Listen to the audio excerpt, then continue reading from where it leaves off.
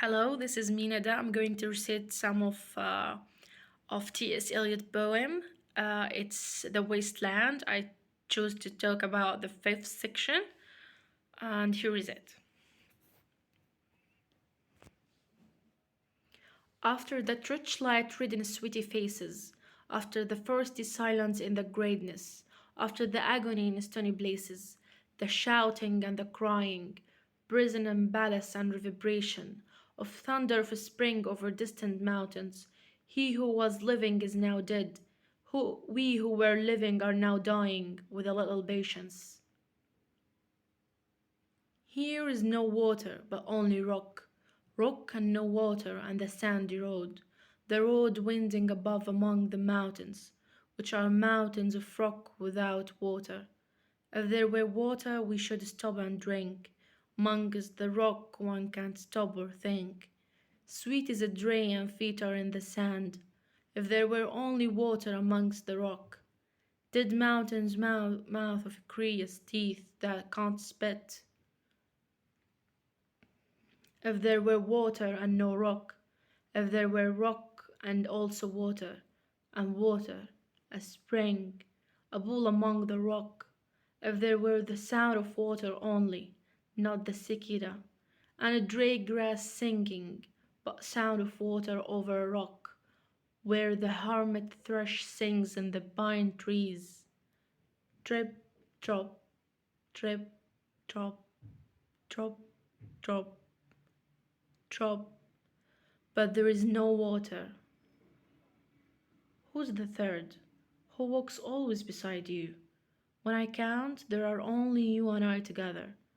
But when I look ahead up the white road, there is always another one walking beside you, gliding rabbit in brown mantle, hooded. I don't know whether a man or a woman, but who is that on another side of you? What is the sound high in the air? Murmur of maternal lamentation. Who are those hooded hordes, swarming over endless plains, stumbling in the cracked earth, lined by the flat horizon only? What is the city over the mountains?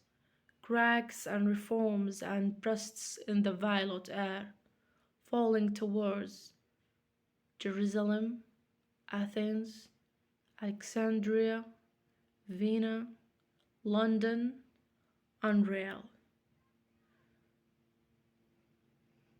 A woman drew her long black hair out tight and fiddled whisper music on those strings, and bats with baby faces in the violet light whistled and beat their wings, and crawled head downward down a blanked wall, and upside down in air were towers,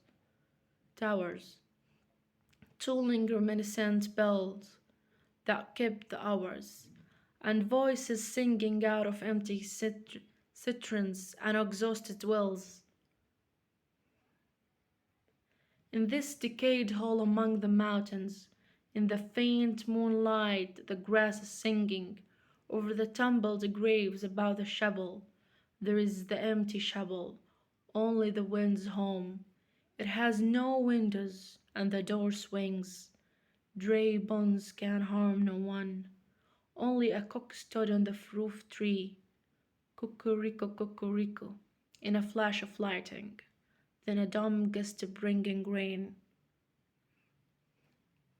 Ganga was knocked, and the limb leaves waited for rain while the black clouds gathered for distance over him went. The jungle crashed, hummed in silence. This was my recitation. Thank you for listening and for your time.